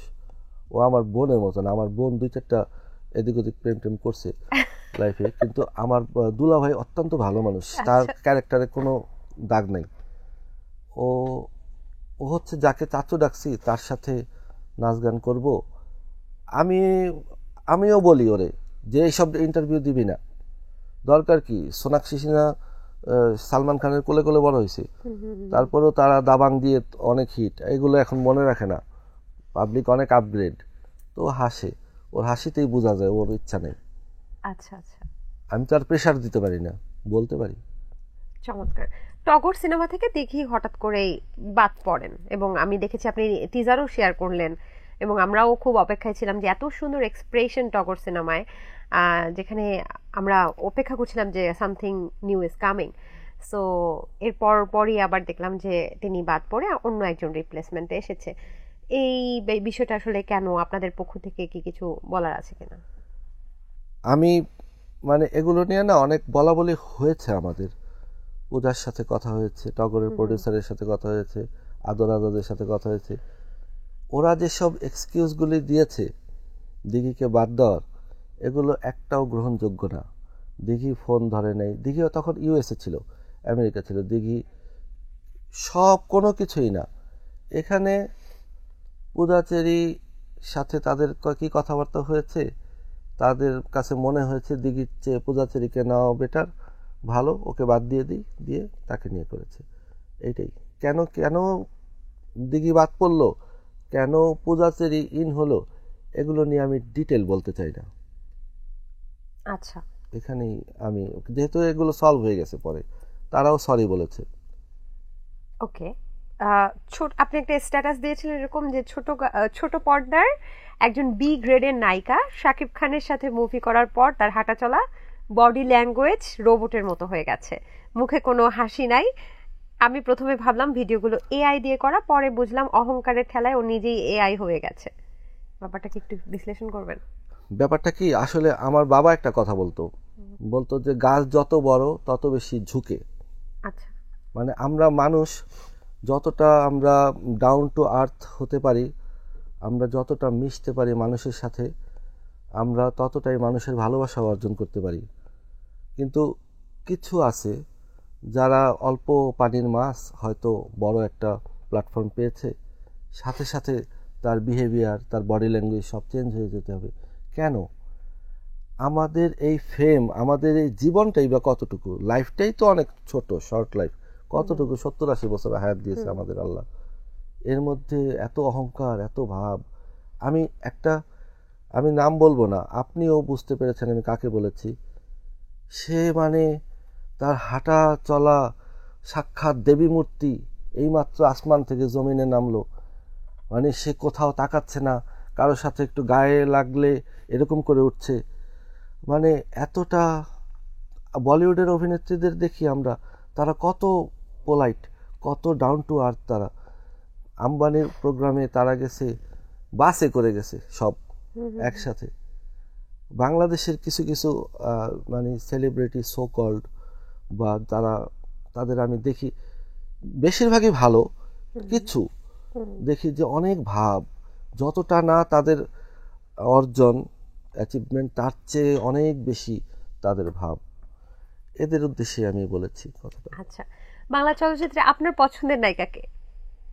বাংলা চলচ্চিত্রে আমার পছন্দের নায়িকা এই যুগের, হ্যাঁ, এখন চলচ্চিত্রে আমার তেমন পছন্দের কেউ নাই। আমার পারসা ইভানাকে খুব ভালো লাগে। পারসা ইভানা, আচ্ছা, গুড চয়েস। আর এমনি চলচ্চিত্রের দিকে যদি বলেন? চলচ্চিত্রে নিজের ভাগ্নির নামও বলতেছেন না? ভাগ্নির নাম বলছি না, ওকে আমি নায়িকা হিসাবে আরো একটা বড় রোলে দেখতে চাই, আরো সুন্দর একটা ক্যারেক্টারে দেখতে চাই। আমার মন জয় করুক, আমি ওর নামই বলবো। এখন আপাতত আমি ওর নাম বলবো না। এখন আপাতত কার নাম বলবেন? এখন আপাতত অভিনয়ের দিক দিয়ে ভালো অভিনয় করে হচ্ছে বাংলা সিনেমায় না, সবাই তো নাটকের। আসলে এই মেহেজাবিন যেমন ভালো অভিনয় করে মুভিতে। বাংলা সিনেমায় কোনো ভালো অভিনেত্রী নেই? নেই বলতে, আপনার বোনও তো একজন বাংলা সিনেমার নায়িকা ছিলেন, কিন্তু বর্তমান প্রজন্মে কি ওই ধরনের অভিনেত্রী আমরা আর পাচ্ছি না, এরকম কিছু? ওই ধরনের অভিনেত্রী আসলে যারা শাবানা, ববিতা কবরী, ওই লেভেলের অভিনেত্রী এখন আর নেই। ওইরকম এত সুন্দর অভিনয় করে মন জয় করার মতো অভিনয় অপু বিশ্বাস আছে, বুবলি আছে, ওনাদেরকে আপনার কেমন লাগে? এরা আমার কাছে আসলে কি, আমি জানি আমাকে মানুষ এই ইন্টারভিউতে অনেকে বকাঝকা করবে, কিন্তু আমি বাংলাদেশি সিনেমা নিয়ে আমি এক সময় একটু ফান করতাম, হাসতাম। আমার কাছে ওই অভিনয়, ওই চিৎকার করে কথা বলা, লাউড অভিনয়, এগুলো আমার ভালো লাগতো না। আমার বোন যখন নায়িকা ছিল তখন আমি ইয়ং, আমি পারতাম দিঘিকে ইউজ করে, আমার বোনকে ইউজ করে সিনেমায় একটা নায়ক হওয়ার বা একটা পার্শ্ব অভিনেতা হওয়া আমার কাছে কোনো ব্যাপার ছিল না। কিন্তু আমার ইন্টারেস্ট জাগে না, আমি বাংলা ছবির প্রতি খুব একটা অ্যাট্রাক্ট না। আমার বাংলা ছবির আপনার এই প্রজন্মের কোনো চলচ্চিত্রের নায়িকাকেই ভালো লাগে না? ওই যে পরিমণির কথা বললাম, পরিমণিকে আমার ভালো লাগে, ওর অভিনয়ও ভালো লাগে। ওর স্বপ্নজাল মুভিটা দেখেছিলাম, আমার খুব ভালো লাগছে। চমৎকার। আপনাকে যদি এই মুহূর্তে মার্কিং করতে বলি তাহলে আউট অফ 10-এ আপনি দিঘিকে কত দিবেন, পূজাচেরিকে কত দিবেন এবং নুসরাত ফারিয়াকে কত দিবেন? পূজাচেরির চেয়ে আমি দিঘিকে মার্ক বেশি দিব। আচ্ছা, পূজাচেরিকে আমি 7 দিলে দিঘিকে আমি 8 দিব। আচ্ছা। আর নুসরাত ফারিয়া হ্যাঁ আইটেম গার্ল হিসেবে ঠিক আছে, কিন্তু তার অভিনয় আমি খুব একটা দেখিনি, আমি তাকেও 7 দিব। আচ্ছা, মানে পূজাচেরি এবং নুসরাত ফারিয়াকে আর আপনি দিঘিকে আমি 8 দিচ্ছি, কারণ দিঘি তো 3টা জাতীয় চলচ্চিত্র পুরস্কার পেয়েছে, ওকে আমি 8 দিচ্ছি। এখন যদি ও আরো ভালো করে আমি ওকে 10ই দিব। বাহ, চমৎকার। অপু এবং বুবলির সাথে কি আপনার দেখা হয়েছে কিনা? হ্যাঁ, ক্যাজুয়াল দেখা হয়েছে। মাঝে মাঝে আমরা দেখি যে দুজনের মধ্যে একটা ডিজিটাল যুদ্ধ বা একটা শীতল যুদ্ধ বয়ে যায়। তো মামা হিসেবে, ওনারাও তো আপনাকে মামা ডাকে নাকি, মামা হিসেবে এই ডিজিটাল যুদ্ধ আপনি কখনো মেটাতে গিয়েছেন বা পরবর্তী কোনো পরিকল্পনা আছে কিনা? না না না না, এরা তো এদের আলাদা আলাদা ফ্যান বেজ আছে, অপুরও আছে বুবলিরও আছে, দুইটা পক্ষ। এখানে আপনি কারো পক্ষ একজন নিলে আরেক পক্ষ আপনাকে বকা দিবে, তো এর মধ্যে না যাওয়াই ভালো। এবং এদের রিলেশনটাই তো ক্রিটিক্যাল। সতীন না, হ্যাঁ, মানে সেক্ষেত্রে এর মধ্যে না যাওয়াই ভালো। যেতে চাচ্ছেন না, না? যেতে চাচ্ছেন না। আচ্ছা আচ্ছা, ওকে। আপনি কোন নায়িকাকে আপনি মিষ্টি খাওয়াতে চান? কোন নায়িকাকে আমি মিষ্টি খাওয়াতে চাই? দিঘিকে খাওয়াতে চাই, দিঘি মিষ্টি অনেক পছন্দ করে। চমৎকার। আচ্ছা, আপনি একটা স্ট্যাটাসে লিখেছেন আপনারও ইচ্ছে করে সমু চৌধুরীর মতো লুঙ্গি পরে বটতলায় লম্বা একটা ঘুম দেওয়ার জন্য, কিন্তু আপনি দিতে পারছেন না, কেন? দিতে পারছি না, ভাইরাল হয়ে যাব না।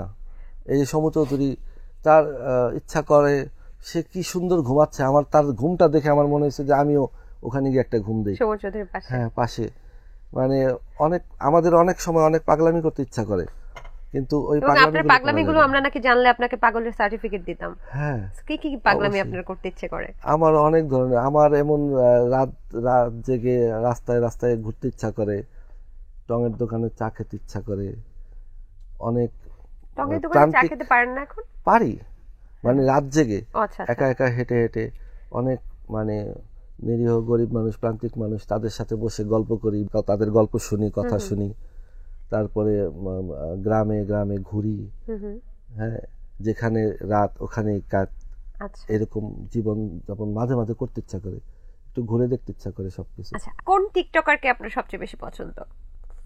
আমার রবিন ভাইকে পছন্দ। আচ্ছা, নায়িকাদের জীবন নিয়ে আমরা অনেক কথা শুনি, আপনি তো একদম নায়িকা মডেলদের অনেকটা কাছাকাছি গেছেন বা মামা হিসেবে কথা বলতে পেরেছেন। একটা প্রশ্ন সবার জনমনের কৌতূহল, আসলে যারা উঠতি নায়িকা বা নায়িকা মডেল, তাদেরকে আসলেই কোনো ছত্রছায়ার প্রয়োজন হয় কিনা, বা এই যে আমরা শুনি যে একটা ধরেন শিল্পপতিদের একটা ছত্রছায়া বা একটা বলে যে কালো জগতের মধ্যে তারা হারিয়ে যায়, এটা কি আদৌ সত্যি কিনা? কিছু কিছু ক্ষেত্রে হয়তো সত্যি। অনেকে আছে হাতে কোনো মুভি নাই, কোনো কাজ নাই, তারা হঠাৎ করে দেখা গেছে অনেক লাক্সারিয়াস অ্যাপার্টমেন্টে থাকে, অনেক দামি বিলাসবহুল গাড়ি। তো এগুলো কোথা থেকে আসে, এগুলো তো সন্দেহজনক। দিঘি গাড়ি কিনলো কয়েকদিন আগে, বেশি দিন হয় নাই, তার আগে উবার দিয়ে চলাফেরা করতো। গাড়িটা কিনতে ওর অনেক বেগ পেতে হয়েছে, অনেক কষ্ট করে কিনেছে গাড়িটা। ওর সম্পর্কে আমি যতদূর জানি, ওর তেমন টাকা পয়সাও নাই। ওর একটা ফ্ল্যাট ওর আগের মুভি করা অবস্থায় ওর মা ওর নামে কিনেছে। কিন্তু অনেক নায়িকা, সো কল্ড নায়িকা মডেল, এরা অনেক লাক্সারিয়াস লাইফ লিড করে, চিন্তার বাইরে। কিভাবে করে এটাই তো রহস্যময়। আমি বুঝতে পারি না, শুনি, দেখি, আর নানান রকম প্রশ্ন মাথায় ঘুরে। এইসব প্রশ্ন তো জিজ্ঞেস করা যায় না যে গাড়িটা কেমনে কিনলি, এটা বলা যায় বলেন? আচ্ছা, শাকিব খান এবং পূজাচেরি এই জুটিটা আপনার কাছে কেমন লাগে? শাকিব খান আর পূজাচেরির একটু অসামঞ্জস্যপূর্ণ, বয়সের দিক থেকে একটু ছোট হয়ে যায় ও। তারপরেও শাকিব আর পূজা তো একসাথে বাবা মেয়ের চরিত্রে অভিনয় করে নাই, মেনে নিবে, এটা ভালো, খারাপ হবে না, খারাপ লাগবে না, ভালোই লাগবে। আচ্ছা, করেছেন তো ওনারা অলরেডি, করলেও এটা পাবলিক অতটা জানে না, দেখে নেই, অতটা ভাইরাল না। দিঘি যেমন অনেকগুলো করেছে এবং ওদের নিয়েই মুভির কনসেপ্ট তৈরি হতো, আচ্ছা, সাকিব আর দিঘিকে নিয়েই। আপনি যদি নায়ক হতেন বা নায়ক ভবিষ্যতে হওয়ার কোনো পরিকল্পনা আছে নাকি? নায়কের বয়স নাই এখন। বয়স নেই, ধরেন আপনার সাথে একজন বয়স্ক আচ্ছা, ধরে নারী নিলাম। দিল, ধরেন, আচ্ছা, আপনি যদি নায়িকা হিসেবে কাকে নেবেন তাহলে? আমার জন্য বাংলাদেশে ওই যে পারসা ইভানাকে নিব আমি। পারসা ইভানা। আচ্ছা, দুজন মিলে কি ধর্মী সিনেমা আপনারা বানাবেন? অ্যাকশন ফিল্ম নাকি রোমান্টিক? বয়সের একটা গ্যাপ রেখে একটা মুভি আমি দেখেছিলাম শাহরুখ খানের, কি জিন্দেগি, আলিয়া ভাটের সাথে, নামটা মনে পড়ছে না, ডিয়ার জিন্দেগি, আচ্ছা, হ্যাঁ, ওই টাইপের কিছু বানাবো। ও, অনেক সুন্দর একটা চয়েস আপনার। আচ্ছা, এনিওয়েজ, আমি কিছু নায়িকাদের নাম বলবো, নায়ক নায়িকাদের এবং সোশ্যাল মিডিয়া ইনফ্লুয়েন্সার। আপনি জাস্ট তাদেরকে কি দিতে চান বা কি নিতে চান তাদের থেকে এটা বলবেন, ঠিক আছে? প্রথমেই উনি কি মডেল নাকি অভিনেত্রী? মডেল মারিয়া মিম। মারিয়া মিম, মারিয়া মিম আর আমার সাথে একটা অনেক ভালো মিল আছে। কি মিল? মিলটা হচ্ছে আমাদের দুজনকেই নিজের নামে কেউ চিনে না। ওরে চিনে সিদ্দিকের বউ, আমাকে চিনে দিঘির মামা। Ex wife? Ex wife. আচ্ছা আচ্ছা, সিদ্দিকের এক্স ওয়াইফ। হ্যাঁ। বারিশা হক। বারিশা হককে দিতে চাই হচ্ছে একটু ধৈর্য, কারণ ও অনেক বুলিংয়ের শিকার হয় আর মেয়েটা ভালো, কান্নাকাটি করে ফেলে, কষ্ট পায়। আপনার কাছে এসে কখনো কান্নাকাটি করে? না না, ও কান্নাকাটি আমার কাছে এসে করে নাই, কিন্তু লাইভেই তো কান্নাকাটি করে। ও ভাগ্নি, মামা ডাকে আমাকে। মামা ডাকে? মানে খুব পার্সোনালি নেয়, কষ্ট পায়, লাইভে এসে কান্নাকাটি করে। আচ্ছা, গায়ে মাখতে হয় না, যেমন সানবিজ ভাই তনি, সে কিন্তু গায়ে মাখে না কোনো কিছু। আচ্ছা, সানবিজ ভাই তনি সম্পর্কে যদি কিছু বলেন। উনি ওনার কাছ থেকে সাহসটা নিতে চাই। কিসের সাহস? উনি অনেক ব্রেভ গার্ল, উনি অনেক স্ট্রেট ফরওয়ার্ড কথা বলে এবং উনি ভয় পায় না, যোদ্ধা। সে অনেক স্ট্রাগল করেছে, হাজবেন্ডকে নিয়ে অনেক ট্রল হওয়ার পরেও থেমে যায়নি, এই জিনিসটা নিতে চাই। দিশামণি, হুম, তার সাথে আমি আপনার ভিডিও দেখলাম, তাকে আপনার কেমন লাগে? ভালো, ছোট কিউট বাচ্চা। আচ্ছা, অপু বিশ্বাস? ভালো, সেও ভালো। তার থেকে কিছু নিতে চান বা দিতে চান কিনা? তার কাছ থেকে নিতে চাই, তার কাছ থেকে খুব ডিপ্লোম্যাটিক অ্যান্সার দেয় উনি, এটা নিতে চাই। আর দিব কি, দেওয়ার মতো কিছু নাই, সব আছে তার। সব আছে। বুবলি? বুবলি, বুবলি খুব সুন্দর করে কথা বলে, গুছিয়ে গুছিয়ে কথা বলে, মানে এমনভাবে বলে যে মনে হয় ভাজা মাছ উল্টে খেতে পারে না। তার কথা শুনলে মনে হয় এর চেয়ে ইনোসেন্ট আর কেউ নাই পৃথিবীতে। ও তার এই জিনিসটা নিতে পারলে, উনি কি তাহলে ইনোসেন্ট না, বা ভাজা মাছ উল্টে হয়তো খেতে পারে? ইনোসেন্ট, হয়তো তার এটা সত্যি, আমরা হয়তো ভুল ভাবছি, কিন্তু তার যে কথা বলার এক্সেন্স, আহা, মানে একদম মন শান্ত হয়ে যায়, পরাণ ঠান্ডা হয়ে যায়। আচ্ছা, মানে তার এই এক্সেন্সটা নিতে চাই কথা। কিছু দিতে চান না? দিতে চাই ভালোবাসা। আচ্ছা, পরিমণি? পরিমণির গায়ের রংটা খুব সুন্দর, আমি তো কালো, ওইটা নিতে আপনি চাই কালো? অলমোস্ট। ওকে। দিঘি? দিঘির সাথেও লেনদেন হবে। হ্যাঁ, কিছু দিবেন না ভাগ্নিকে? আচ্ছা, ওকে দিতে চাই হচ্ছে, আমার মনে হয় ওর হাইটটা আর একটু বেশি হলে ভালো হতো। আচ্ছা, হাইট। ওকে। পূজা চেরি? পূজা চেরিকে দিতে চাই হচ্ছে, পূজা চেরির ফ্যাশন সেন্স আর একটু ভালো হলে ভালো হতো। ওকে। মন্দিরা চক্রবর্তী? আমি না আমি জানি না এর সম্পর্কে এখনো কোনো কিছু, সে কে বা কি। চিত্রনায়িকা, হ্যাঁ, আমি মুভিও দেখি নাই। কাজল রেখা করেছেন? কাজল রেখা করেছেন, মুভিটা দেখি নাই। সে খুব ভালো দেখতে, কিউট, সুন্দরী, এই তো। ওকে। মিষ্টি জান্নাত? মিষ্টি জান্নাতকে আমি মানে ওকে দিতে চাই লজ্জা, মানে লজ্জা শরম যাতে ওর একটু কম, ও যাতে একটু কথাগুলো যখন বলে সত্যি বলে, ওকে একটু সত্যি কথা সততার সাথে বলা উচিত। আমার কাছে কেন যেন মনে হয় ও ম্যাক্সিমাম মিথ্যা কথা বলে, এবং কথাগুলো বলেও খুব মজা পায় এবং ও চায় এগুলো বলে ভাইরাল হতে এবং সব সময় টাইম লাইনে থাকতে। শাকিব খানের নিতে চাই তার সব কিছু, তার হ্যান্ডস, সে অনেক হ্যান্ডসাম, সে অনেক সুদর্শন, আর তাকে দেওয়ার মতো তো আমার কিছুই নেই দেওয়ার মতো না, মানে ভালোবাসা ছাড়া। আচ্ছা, দোয়া। সিয়াম অনেক তাড়াতাড়ি কথা বলে, মানে খুব ঝটপট কথা বলে, হয়তো ব্যারিস্টার মানুষ এই জন্য তাড়াতাড়ি কথা বলার অভ্যাস তার, একটু স্লো কথা বলার পরামর্শ দিতে চাই। আচ্ছা, আর কিছু নিতে চান কিনা? নিতে চাই ওর চুলগুলা অনেক ঘন, অনেক সুন্দর, আমার চুল পাতলা। আপনি কি চুল নিয়ে অনেক টেনশনে আছেন? চুল নিয়ে অনেক কষ্টে আছি, টেনশন না। কষ্টে? চুল না থাকার কষ্ট যার নাই সে বুঝে। আচ্ছা, আদর আজাদ সর্বশেষ কিছু নিতে চান বা দিতে চান? ওরে কিছু বুদ্ধি দিতে চাই যে বাবা, তুমি এই টাকাটা অন্য জায়গায় ইনভেস্ট করো, তোমার লাভ হবে। মোটামুটি নায়ক হিসেবে যতটুকু পরিচিতি পেয়েছো ওটা দিয়ে তুমি চলে যেতে পারবা বাকি জীবন, আর ইনভেস্ট করো না চলচ্চিত্রে। আচ্ছা, কিছু নিতে চাই ওর টাকাগুলা নিয়ে, তারপরে মানে ও তো টাকাগুলো পানিতেই ফেলছে, পানিতে না ফেলে আমারে দেখ। আপনি কি করবেন টাকা নিয়ে? ওর লাস্ট যে মুভিটা, যেটাতে আপনার দিঘিকে মেনশন করলেন, টগর, এই মুভিটা দিঘি যে করে নাই, আমার না পরে মনে হয়েছে যে ভালো হয়েছে দিঘি বাদ পড়ছে, কারণ ওখানে নাকি 2 দিন চলার পরে মুভিটা নামিয়ে দিছে অনেক জেলায়। আপনি জানেন, আমি জানি না আপনার নজর এসেছে কিনা।